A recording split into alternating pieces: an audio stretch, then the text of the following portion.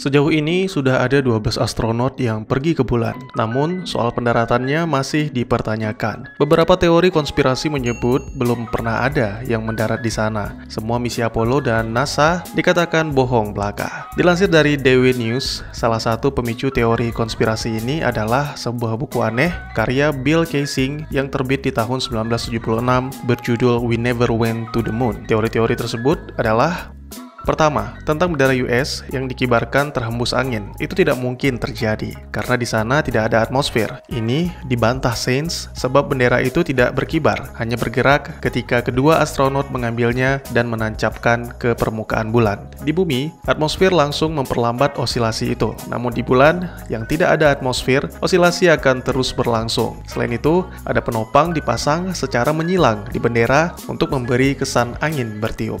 Lalu teori yang kedua tentang tidak adanya bintang di foto. Pada gambar pendaratan itu tidak ada satupun bintang yang terlihat. Jadi foto tersebut sudah pasti diambil di studio. Sains membantahnya. Memang benar bahwa di bulan tidak ada atmosfer, dan keadaan ini memungkinkan orang yang berada di sana untuk melihat pemandangan fantastis berupa kosmos berbintang. Tetapi astronot berada di bulan pada siang hari. Saat itu permukaan bulan, pendaratan, dan astronot menjadi sangat terang karena adanya cahaya matahari, sehingga cahaya lemah dari bintang-bintang tidak terlihat. Teori yang ketiga yaitu foto-fotonya terlalu sempurna. Kamera Hasselblad yang dibawa para astronot setinggi dada dan tidak memiliki jendela bidik. Bagaimana mungkin bisa mengambil foto yang begitu sempurna? Sains juga membantahnya, karena sebenarnya tidak semua gambar sempurna. Ada banyak gambar yang buram di arsip NASA dan hanya yang paling baguslah yang diperlihatkan ke publik. Selain itu, para astronot juga punya waktu berlatih dengan kamera Hasselblad di bumi. Lensa khusus yang mereka pakai dapat menyederhanakan fokus dan memungkinkan pengambilan gambar yang lebih besar. Lalu yang keempat, beberapa foto menunjukkan bayangan yang tidak berjalan paralel satu sama lain. Dengan matahari sebagai satu-satunya sumber cahaya, semua bayangan seharusnya berjalan paralel. Tetapi tidak seperti itu kenyataannya, karena pasti ada lampu sorot yang terlibat. Dan ya, lagi-lagi sains membantah karena paralelisme adalah masalah perspektif. Garis-garis paralel pada permukaan 3 dimensi selalu tampak seolah-olah convergent jika dicitrakan 2 dimensi. Belum cukup, ada poin-poin lain tentang debu, radiasi, dan bayangan yang membuat orang tidak percaya dengan pendaratan di bulan. Tetapi sejauh ini tidak ada bukti yang dapat diandalkan yang mengatakan pendaratan di bulan adalah konspirasi. Jadi intinya, pendaratan di bulan itu terjadi, dan bahkan Soviet pun tidak meragukannya saat itu. Lagi pula ada sekitar 400.000 orang bekerja di misi Apollo. Jadi ada cukup banyak saksi, dan salah satu dari mereka pasti akan berbicara jika memang itu bohong. Nah, bagaimana menurut Anda? Selagi teman-teman memikirkan mau lebih percaya yang mana, saya mau bayar hutang dulu nih, karena laki-laki yang dipegang adalah duitnya. Maksud saya omongannya. Independence Day Resurgence adalah sebuah film fiksi ilmiah garapan sutradara Kok Bisa Roland Emmerich dengan naskah yang ditulis oleh dirinya sendiri, dibantu Dean Devlin, Nicholas Wright, James A. Woods, dan James Vanderbilt. Berdurasi lebih pendek dari pendahulunya yaitu 119 menit. Film yang rilis di tahun 2016 ini masih dibintangi oleh Jeff Goldblum sebagai David Levinson dan Bill Pullman sebagai Thomas Whitmore. Juga didukung oleh Liam Hemsworth, Jesse Usher, William Fichtner, dan si cantik Maika Monroe. Selain itu juga ada Joey King serta Angela Baby. Bagi yang belum menonton video sebelumnya, silahkan ditonton dulu sampai habis. Linknya saya sertakan di sudut kanan atas atau di deskripsi. Selamat datang dan selamat berjumpa kembali bersama saya Teguh Gusto. Mari kita masuk ke ceritanya. Film dimulai dengan menampilkan suasana di luar angkasa di galaksi yang berbeda, di mana terlihat beberapa planet, salah satunya hancur, dan yang lainnya ditempeli benda yang sangat besar. Dan di dalamnya ada sesuatu yang menyaksikan pidato Presiden Thomas pada tanggal 4 Juli 1996. Presiden Thomas pun terbangun dari mimpi buruk, sepertinya itu sering terjadi belakangan ini, sehingga dia menggambarkan beberapa yang dilihatnya di secari kertas. 20 tahun sudah berlalu sejak manusia memenangkan perang kemerdekaan melawan alien. Banyak nyawa yang terenggut, namun banyak pula pahlawan baru yang lahir dan menginspirasi kita untuk bangkit dan bersatu. Sejak kemenangan itu, seluruh manusia hidup damai tanpa adanya konflik. Penyatuan teknologi, manusia dan alien sangat membantu dalam menciptakan alat transportasi yang super cepat serta meningkatkan sistem keamanan bagi planet bumi. Kini Patricia Whitmore, putri mantan Presiden Thomas, telah tumbuh dewasa. Dia adalah lulusan Akademi Angkatan Udara, tapi menjabat sebagai Humas Gedung Putih sambil mengurus ayahnya. Sama halnya dengan Dylan Hiller, putra dari Jasmine, dia mengikuti jejak ayah tirinya, Kapten Stephen Hiller, menjadi seorang pilot Angkatan Udara yang bertugas di Earth Space Defense atau ESD. Mereka menjalin persahabatan dengan Jake Harrison, tunangan Pat. Namun sayangnya, akhir-akhir ini, hubungan Dylan dan Jake tidak begitu baik. Jake sendiri saat ini sedang berada di bulan, bekerja di pangkalan Space Defense Station, Earth's Moon, sebagai pilot pesawat pengangkut yang disebut TUG. Pria ini sangat pemberani. Dia akan melakukan apapun yang menurutnya benar, bahkan meski itu harus mengorbankan nyawanya sendiri. Suatu hari, terjadi kesalahan dalam proses pemasangan meriam laser. Semua TUG pun diminta untuk menjauh dan membiarkan benda itu jatuh. Namun tidak dengan Jake. Dia mengabaikan perintah Komandan Jian. Bersama dengan rekan seperjuangannya Charlie, mereka mengendalikan TUG untuk mendorong meriam sehingga terpasang dengan benar.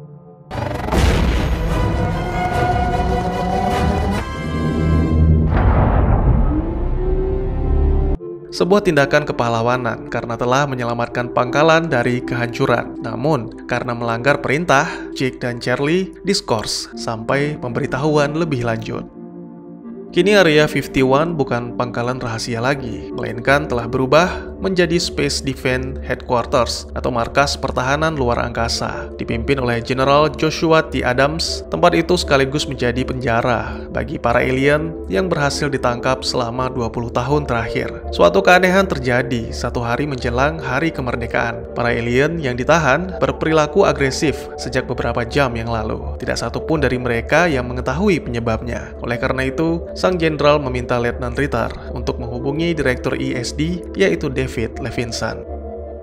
Sang direktur sendiri kini menjadi buronan pemerintah, tapi bukan karena kejahatan, melainkan karena terus berpindah-pindah melakukan penelitian demi mempersiapkan manusia jika ada serangan berikutnya. Kali ini David berada di Afrika Tengah, tepatnya di wilayah para pasukan pemberontak Umbutu. Akhirnya dia bisa memasuki wilayah tersebut setelah berkali-kali mendapatkan penolakan dari pemimpin terdahulu. Kini Umbutu dipimpin oleh orang yang lebih moderat, yaitu Dikembe, putra dari pemimpin sebelumnya. Di sana juga ada kenalan David, seorang psikiater bernama Catherine Marsux. Dia tertarik dengan orang-orang Umbutu karena pertempuran 10 tahun dengan sisa-sisa alien seolah membangun ikatan alam bawah sadar antara mereka dan alien. Inilah alasan David berada di Umbutu. Sebuah kapal yang disebut City Destroyer mendarat di sana dan bahkan sempat melakukan pengoboran hingga kapal induk dihancurkan oleh David. Penyelidikan pun berlanjut ke dalam kapal karena David melihat lampu-lampunya menyala. Ternyata kapal itu aktif dan sedang mengirimkan sinyal ke luar angkasa. Sialnya lagi, dari notifikasi yang muncul diketahui bahwa ada sesuatu yang menerima sinyal tersebut. Dylan dan beberapa pilot lain ditugaskan ke pangkalan bulan untuk melakukan manuver akrobatik dalam perayaan Hari Kemerdekaan. Itu membuat dua sahabat lama bertemu kembali. Sayangnya pertemuan tersebut tidak berlangsung dengan baik. Dylan masih merasa marah atas aksi berbahaya Jake beberapa tahun yang lalu, yang mana membuat Dylan hampir tewas. Ya, Jake sama sekali tidak membalas pukulan Dylan karena dia menyadari ambisi untuk menjadi komandan skuadron telah membuatnya buta. Di sisi lain, kedatangan Dylan dan skuadronnya membuat suasana pangkalan menjadi berbeda. Karena dalam timnya ada seorang pilot Tiongkok bernama Reid. Gadis itu adalah keponakan Komandan Jiang, memiliki banyak penggemar, dan kecantikannya membuat Charlie jatuh hati.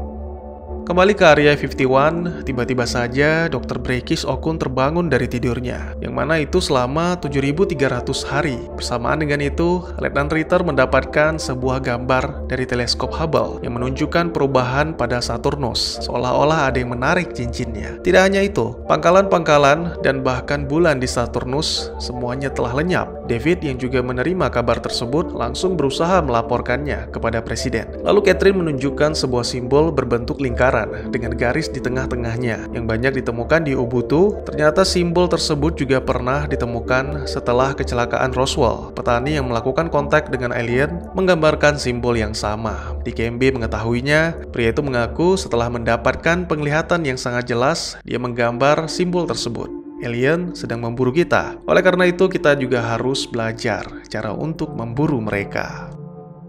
Tak lama kemudian, di bulan, tiba-tiba saja pasir di permukaan membentuk pusaran dengan titik cahaya di tengahnya yang mirip seperti gerbang. Terdengar suara alarm tanda bahaya yang membuat seluruh kru bersiap. David langsung terhubung dengan Presiden Elizabeth Lanford, General Joshua, para dewan, serta pangkalan bulan. Berdasarkan teknologinya, David menduga bahwa itu bukanlah musuh. Oleh karena itu, dia menyarankan agar melakukan pendekatan. Karena jika pendapat David benar, serangan ke benda itu akan menimbulkan perang baru. Namun, karena kebanyakan dari para dewan yang menyarankan untuk menyerang, akhirnya Presiden pun memerintahkan Komandan Jiang untuk menembak benda itu.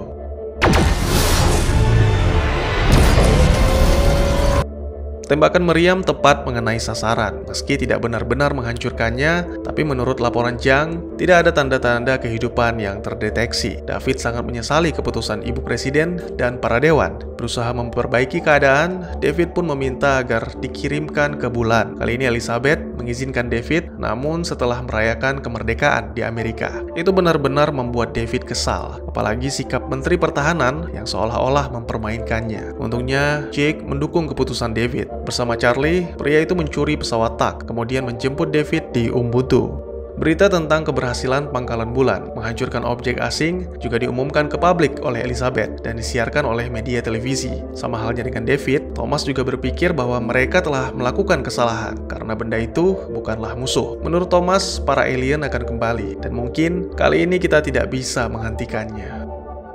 David juga membawa serta Catherine, Dikembe, dan Floyd. Ya, sebenarnya bukan dibawa sih, lebih tepatnya mereka memaksa untuk ikut ke bulan. Setelah melewati peluncuran yang sangat menegangkan dan puing-puing kapal induk alien, akhirnya mereka mendarat di bulan, di daerah kawah Van de Graaff, lokasi jatuhnya benda bola raksasa. Di sana, David menemukan benda bola yang digambarkan oleh Dikembe. Bersamaan dengan itu, di Amerika, ketika merayakan Hari Kemerdekaan di tanggal 4 Juli, secara mengejutkan Thomas Whitmore muncul di sana. Namun tidak untuk berpidato, melainkan memberikan peringatan. Tiba-tiba saja dia merasakan sakit yang teramat sangat di kepalanya. Itu juga dialami oleh Brackish di Area 51 dan juga di Dikembe di bulan. Ternyata itu sebuah pertanda akan datangnya bencana. Ya, sangat mengejutkan. Sebuah kapal induk yang berkali-kali lipat lebih besar mendadak muncul di bulan. Tidak hanya besar, namun kapal itu juga memiliki teknologi yang lebih canggih dan bahkan memiliki gravitasi sendiri yang menarik benda-benda di sekitarnya. Atas izin dari Presiden Elizabeth, pangkalan bulan pun kembali melepaskan tembakan dengan meriam canggihnya. Namun tembakan tersebut tidak berdampak apa-apa karena kapal induk dilindungi oleh perisai. Akhirnya serangan balasan pun dilancarkan dan itu menghancurkan seluruh pangkalan bulan sehingga menewaskan semua staf termasuk pamannya Rain. Tidak hanya itu, alien juga menghancurkan seluruh sistem pertahanan satelit, sehingga kini bumi benar-benar tidak memiliki perlindungan.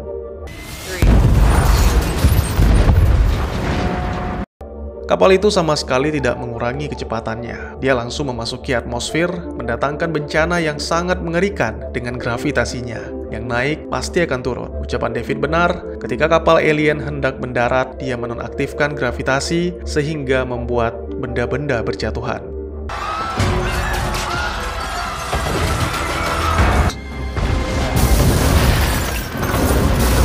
Tapi tidak sampai di situ. Kapal itu memasang kaki yang berfungsi sebagai jangkar, sehingga menyebabkan gelombang tinggi dan kota-kota hancur. Dalam peristiwa tersebut, Jasmine, ibunya Dylan, tewas ketika hendak diselamatkan.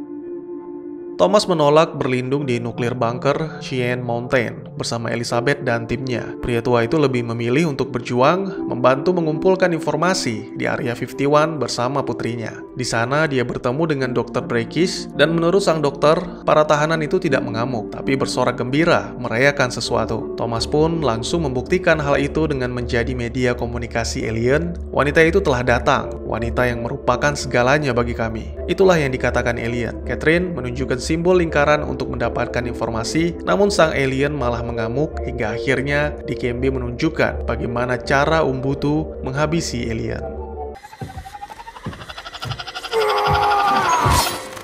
David melaporkan kejadian tersebut kepada Presiden Elizabeth. Melalui kamera inframerah pesawat pengintai, mereka mendapatkan tampilan kondisi di dalam kapal induk. Titik-titik merah adalah alien, lalu berdasarkan pengakuan singkat alien tentang sebutan wanita, kemungkinan besar itu adalah ratu. Lokasinya tepat di tengah pesawat dengan lingkaran yang besar. Ya, itu adalah ratu yang sangat besar yang memimpin kapal induk. Selain itu, pesawat pengintai juga memberikan laporan bahwa kapal alien mulai menembakkan sinar plasma ke arah permukaan laut hingga membuat lubang 20 kali lebih besar daripada lubang di Afrika. Inilah plasma drill yang dijelaskan David kepada presiden. Dan jika dugaan David benar, para alien mengincar molten core atau inti lebur bumi yang berarti akan menghilangkan medan magnet sehingga atmosfer bumi menguap dan akibatnya seluruh kehidupan di bumi akan musnah. Mungkin akhir dari umat manusia telah dimulai. Namun itu bisa dicegah karena pada tahun 1996 peristiwa seperti ini pernah terjadi dan berhasil dihentikan oleh Steve dan David dengan menghancurkan kapal induk.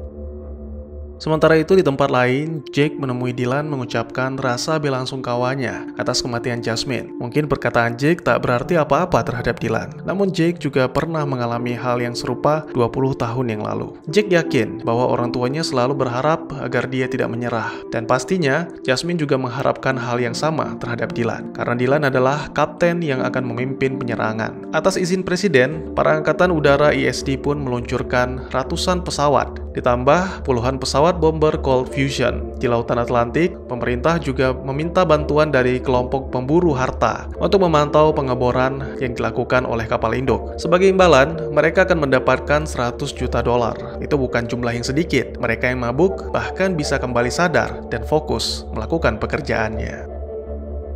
Dylan yang memimpin Legacy Squadron kini telah tiba di atas kapal induk. Misi mereka adalah melindungi pesawat bomber yang akan meluncurkan bom ke lokasi Sang Ratu, yaitu di tengah-tengah pesawat. Sayangnya sebelum bom itu diluncurkan, Sang Ratu telah mempersiapkan semuanya, mulai dari air defense dan pasukan udara untuk membuat Legacy Squadron hancur, memancing pesawat bomber yang tersisa untuk masuk ke dalam perangkap yang telah disiapkan di dalam kapal induk, memutuskan komunikasi dengan menutup bumi menggunakan perisai energi, dan yang terakhir, membunuh presiden dan timnya di bunker Cheyenne Mountain.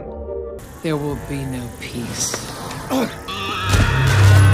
Itu membuat para dewan militer menunjuk Jenderal Joshua T. Adams sebagai presiden. Manusia benar-benar dibuat babak belur dan tak berdaya, sama seperti yang ditakutkan oleh Thomas Whitmore. Namun pria tua itu juga mengungkapkan bahwa dia tidak akan menyerah.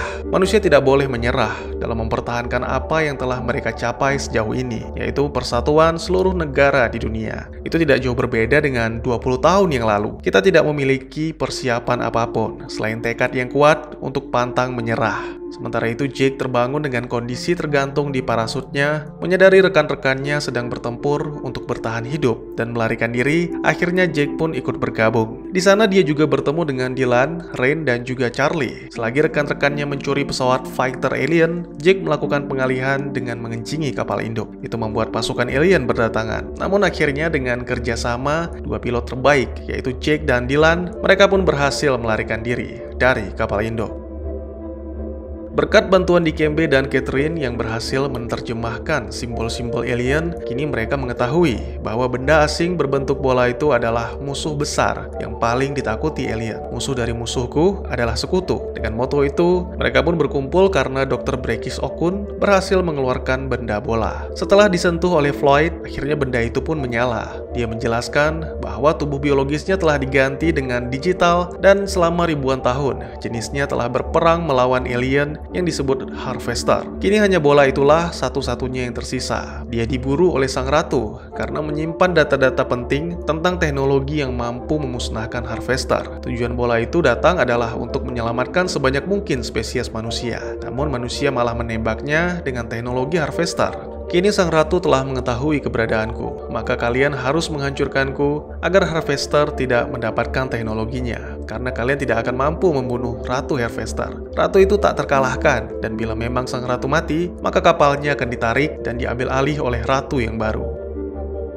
Di kapal induk, Sang Ratu telah mendeteksi keberadaan bola yang disebut Sphere di area 51. Dia mempersiapkan baju zirah biomekaniknya dan lepas landas dengan pesawat pribadi dikawal oleh ratusan pesawat tempur. Di sini David menemukan ide yang brilian. Dia akan melakukan hal yang sama dengan Sang Ratu, yaitu menciptakan perangkap. Sebagai umpan, Dr. Brekis akan memodifikasi sebuah pemancar agar menyamai pemancar Sphere. Lalu pemancar itu akan dibawa dengan pesawat TAK ke wilayah aman, dan ketika Ratu terpancing, maka makhluk itu akan diledakkan dengan cold fusion di dalam kubah perisai. Untuk mengendarai pesawat TAK, mereka membutuhkan seorang relawan. Mantan Presiden Thomas Whitmore langsung mengambil kesempatan tersebut, menggantikan Pat yang awalnya mengajukan diri.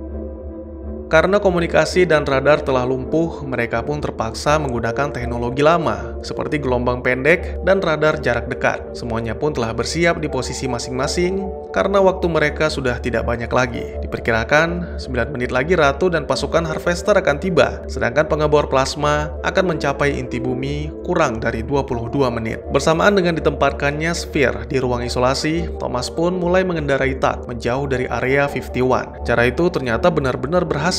Sebagian besar pasukan alien bersama Sang Ratu mengejar pesawat Thomas. Sementara itu David yang bertugas mempersiapkan perisai malah didatangi sebuah bus sekolah. Sangat mengejutkan, ternyata bus itu dikendarai oleh Julius, ayahnya David, setelah sebelumnya melewati perjalanan jauh bersama anak-anak yang berhasil diselamatkannya.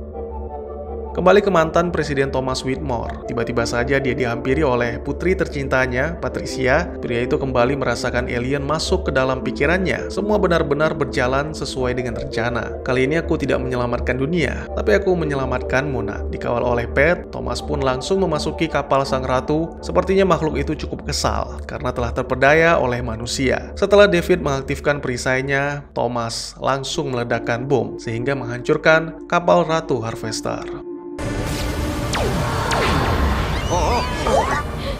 Presiden Joshua dan semua orang yang telah berjuang pun bersorak gembira karena telah berhasil menghancurkan kapal itu. Namun tidak dengan Catherine, dia merasa ada yang tidak beres karena di luar sana pesawat tempur alien masih menembaki area 51. Alangkah terkejutnya David ketika melihat Ratu Harvester masih hidup karena selain memiliki baju zirah biomekanik, makhluk itu juga dilindungi oleh perisai energi. Sang Ratu terlihat murka. David yang menyadari hal itu langsung melarikan diri bersama Julius dan anak-anak. Beberapa pesawat tempur yang mencoba menahan satu persatu dijatuhkan, termasuk pesawat Pat. Namun gadis itu berhasil menghancurkan perisai sehingga Jake, Dylan, Charlie, dan Rain dengan mudah menembaki senapan Sang Ratu Harvester. Kembali ke area 51, para petugas melaporkan banyak pasukan alien yang menyusup ke dalam markas dan langsung menuju ke ruang tahanan. Untungnya, Dikembe dan Floyd menarik diri dari barisan pertahanan dan membunuh para penyusup. Sangat disayangkan, kekasih Dr. Brekis mati tertembak, dan sialnya lagi, para alien yang mati sempat melaporkan keberadaan Sphere kepada Sang Ratu, sehingga kini makhluk itu memanggil pesawat tempur yang tersisa, termasuk 2 pesawat yang dikendarai tim Jake untuk dijadikan pelindung. Waktu yang tersisa hanya 2 menit lagi sebelum pengebor plasma mencapai inti bumi, dan kini Sphere sudah berada di tangan Sang Ratu. Tiba-tiba Jake teringat akan sebuah ide yang pernah digunakannya ketika berada di bulan, yaitu menggunakan tenaga fusi untuk membuat pesawat mencapai kecepatan maksimal dan keluar dari barisan. Hal yang sama juga diikuti oleh Rain dan Charlie. Kemudian pesawat itu melesat ke angkasa, lalu ketika menukik tajam, mereka langsung menembak tentakel bagian belakang tubuh Ratu, yang mana itu adalah titik kelemahannya. Tembakan-tembakan itu berhasil menembus baju zirah, dan akhirnya kali ini Ratu Harvester itu benar-benar mati.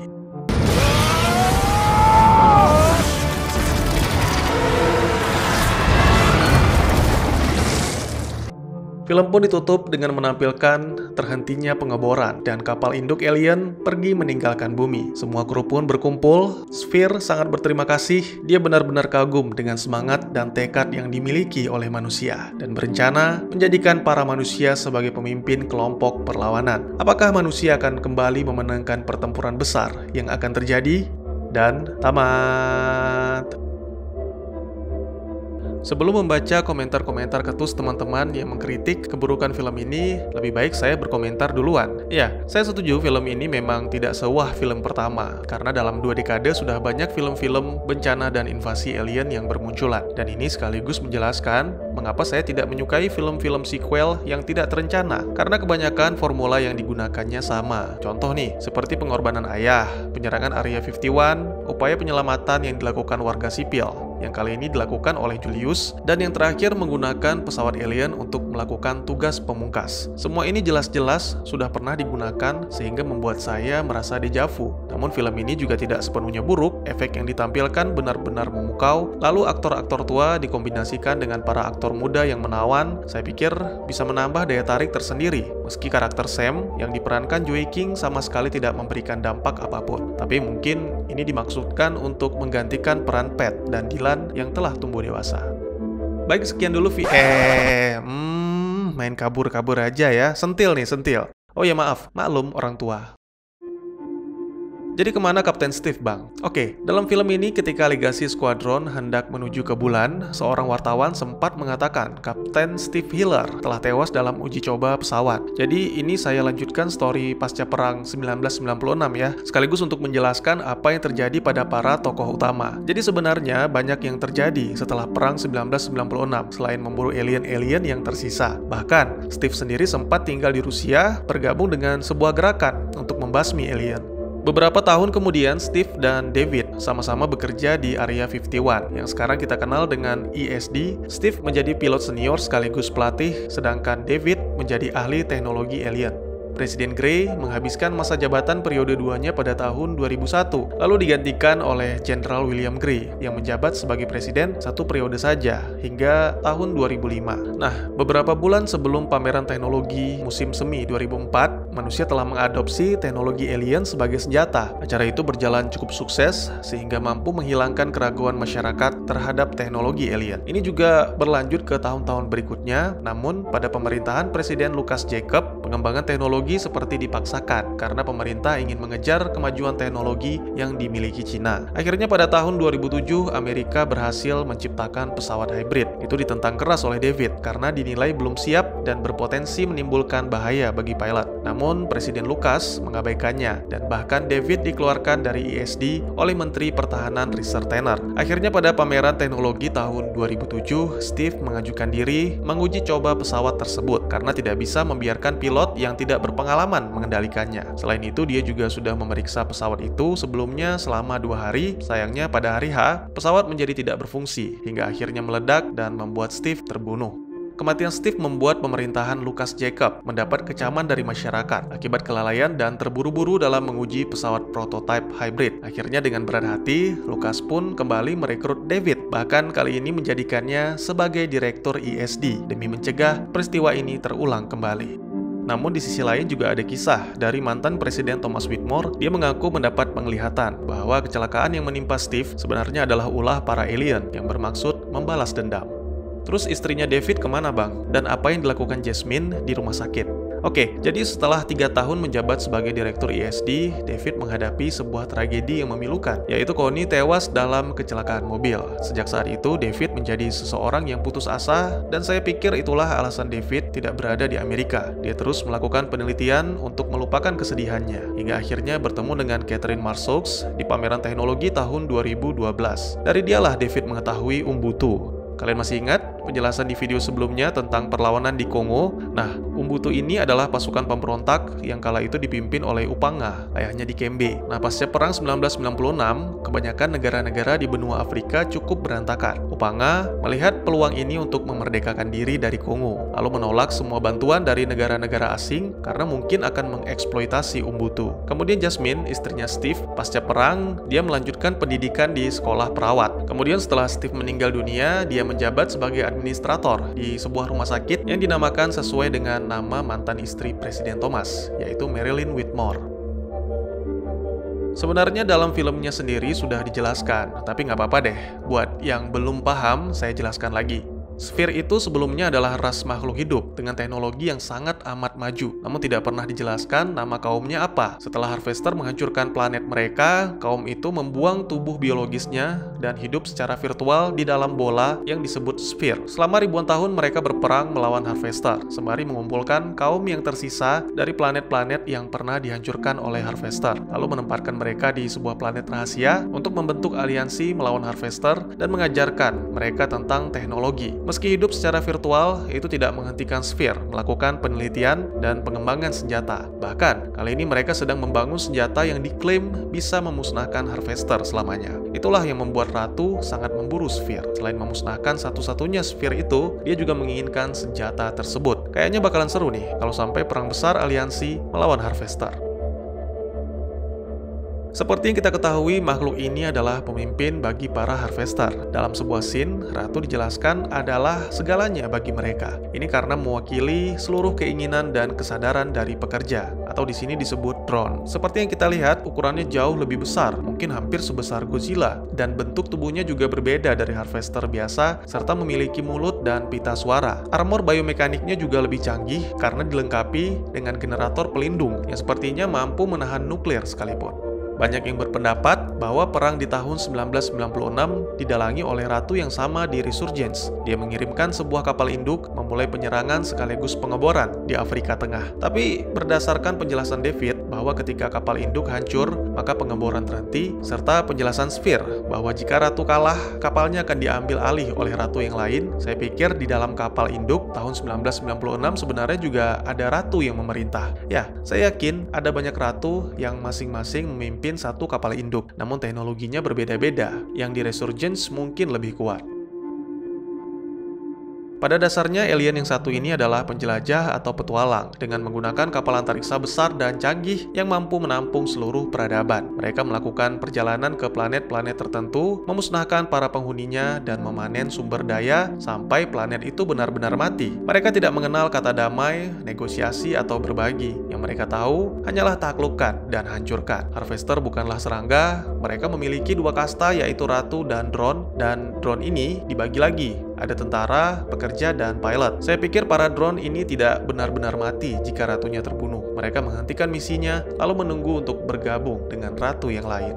Planet asal mereka tidak diketahui, tapi saya yakin perkembangan teknologi telah membuat planetnya hancur dan menjadikan kapal antariksa atau kapal induk mereka sebagai pengganti planet. Dalam sebuah scene di kapal induk, Jake mengatakan bahwa Harvester memiliki ekosistem sendiri. Ya, permukaan tanah di dalamnya berfungsi sebagai pertanian dengan spesies tanaman yang tidak diketahui di ladang raksasa. Nah, di sini drone pemanen yang bekerja mengurusnya. Selain itu juga terdapat menara-menara yang tinggi menjulang yang berfungsi sebagai pangkalan udara untuk para pilot menambatkan pesawatnya. Makhluk ini adalah spesies yang sangat maju dalam kecanggihan teknologi. Mereka menguasai konstruksi dan pengoperasian senjata energi atau laser, perisai energi, dan kapal antariksa raksasa. Namun sepertinya dalam 2 dekade terakhir, teknologi mereka tidak mengalami kemajuan. Ini berdasarkan dialog Charlie yang mengatakan cara pengoperasian pesawat tempur alien yang masih sama.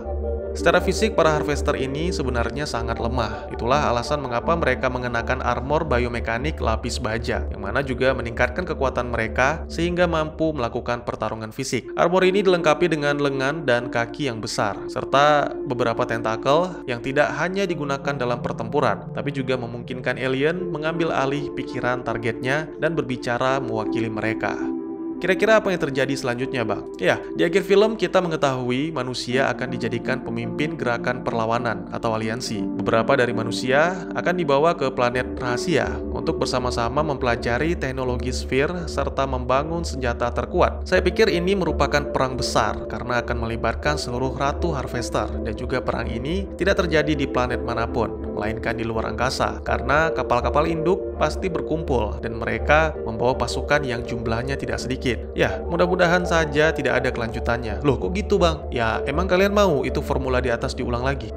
Bagi teman-teman yang punya teori tentang film ini ataupun ingin berdiskusi, atau mungkin juga teman-teman punya referensi film lain untuk kita review, silahkan tuliskan di kolom komentar atau bisa DM ke Instagram saya di @tekugusto. Insya Allah pasti akan saya baca. Mari kita jadikan kolom komentar sebagai sarana penambah wawasan dan menciptakan jalinan persaudaraan, bukannya malah menjadikannya sebagai tempat pembulian sehingga menciptakan permusuhan. Sekian dulu videonya, dan jangan lupa untuk dukung terus channel ini dengan cara share, like, dan subscribe, karena dukungan dari kalian sangat berharga bagi saya demi perkembangan channel ini. Saya Gusto, sampai jumpa di video selanjutnya. Tetap semangat, tetap bersyukur setiap hari. Dadah!